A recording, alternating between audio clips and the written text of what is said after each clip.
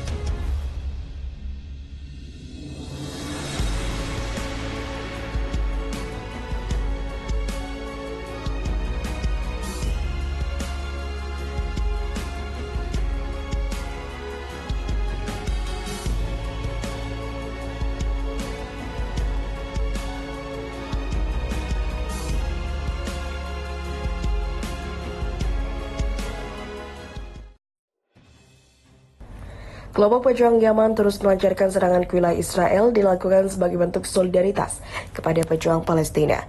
CNN mengutip seorang pejabat Amerika mengkonfirmasi aksi Houthi tersebut.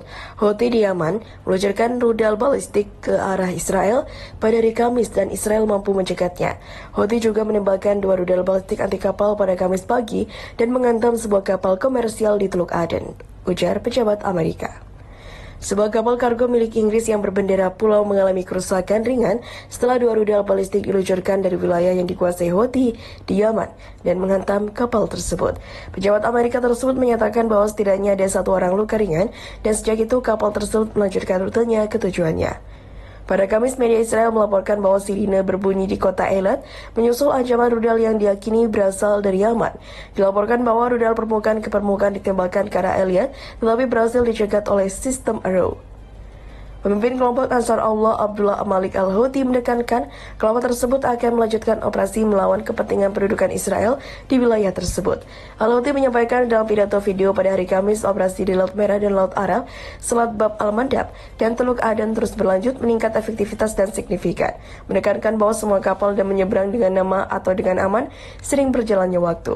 Al-Houthi juga mencatat bahwa Amerika gagal dalam menghadapi operasi kami di laut karena mereka tidak mampu mencegahnya, juga tidak mampu menghalangi atau membatasinya. Dia menekankan bahwa posisi maritim Houthi telah menghentikan 40% lalu lintas komersial maritim dan juga berdampak pada penyusutan perekonomian dan penurunan ekspor. Pemimpin tersebut juga menunjukkan bahwa kelompok Yaman telah menggunakan senjata kapal selam dalam operasinya. Al-Houthi meluncurkan pidatonya dengan menegaskan mereka akan memberikan perlindungan bagi setiap kapal yang membawa bantuan kepada rakyat Gaza. Dalam solidaritas dengan Gaza yang sedang menghadapi perang genosida Israel dengan dukungan Amerika, kelompok Houthi menargetkan kapal kargo Israel dan kapal-kapal yang telah terkait dengan mereka di Laut Merah. Amerika melancarkan banyak serangan tersebut dalam situs-situs Yaman. Serangan pertama yang dilancarkan Washington bekerja sama dengan London terjadi pada 12 Januari. Dengan intervensi Washington dan London dan ketegangan yang meningkat pada bulan Januari, kelompok Houthi mengumumkan bahwa mereka sekarang menganggap semua kapal Amerika dan Inggris sebagai sasaran militer.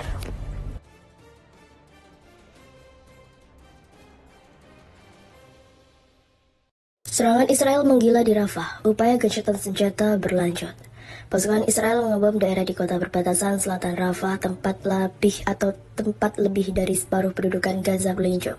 Para diplomat berusaha menyelamatkan perundingan gencatan senjata setelah Perdana Menteri Benjamin Netanyahu menolak proposal Hamas menurut laporan Reuters.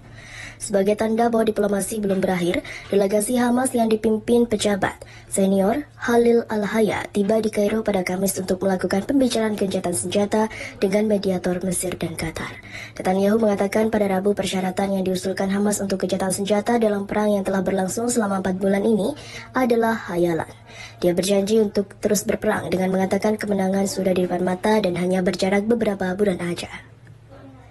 Warga Gaza sangat berharap gencatan senjata dapat dicapai pada waktu untuk mencegah ancaman serangan Israel terhadap Rafah yang terletak dekat dengan pagar perbatasan selatan Gaza.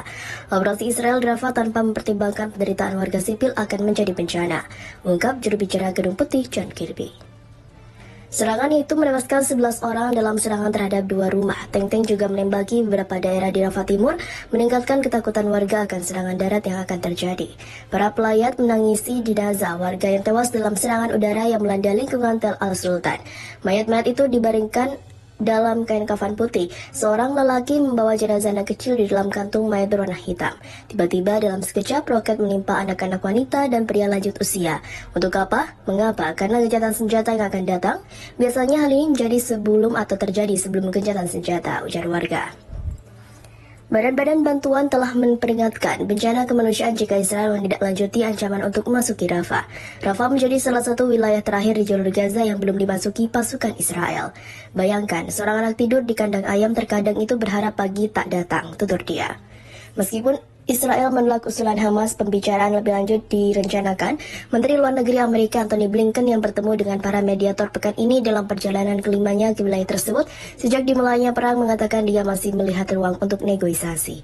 Blinken juga mengatakan jumlah korban tewas warga sipil terlalu tinggi dan menegaskan kembali bahwa operasi Israel harus mengutamakan warga sipil.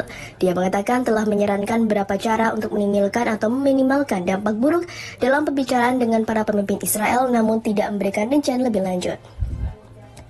Delegasi Hamas di Mesir diperkirakan akan bertemu dengan para pejabat termasuk Kepala Intelijen Mesir Abbas Kamel, menurut sumber keamanan Mesir. Hamas mengusulkan gencatan senjata atau gencatan senjata selama 4,5 bulan dengan seluruh sandera akan dibebaskan. Israel akan menarik pasukannya dan kesepakatan akan dicapai untuk mengakhiri perang. Tawaran tersebut merupakan tanggapan terhadap proposal yang dibuat kepala mata-mata Amerika dan Israel bersama Qatar dan Mesir. Hamas mengatakan mereka tidak akan menyetujui kesepakatan apapun, tidak mencangkup diakhirinya perang dan juga penarikan mundur Israel. Mereka telah membuat klaim serupa setiap hari yang tidak dapat dikonfirmasi secara independen. Han Yunis adalah kampung halaman pemimpin Hamas di Gaza, Yahya Sinwar. Seorang perwira senior Israel mengatakan militer yakin dia bersembunyi di sana. Kementerian Kesehatan mengatakan lebih dari 27.840 warga Palestina tewas dan lebih dari 67.000 orang terluka sejak genosida oleh Israel dimulai.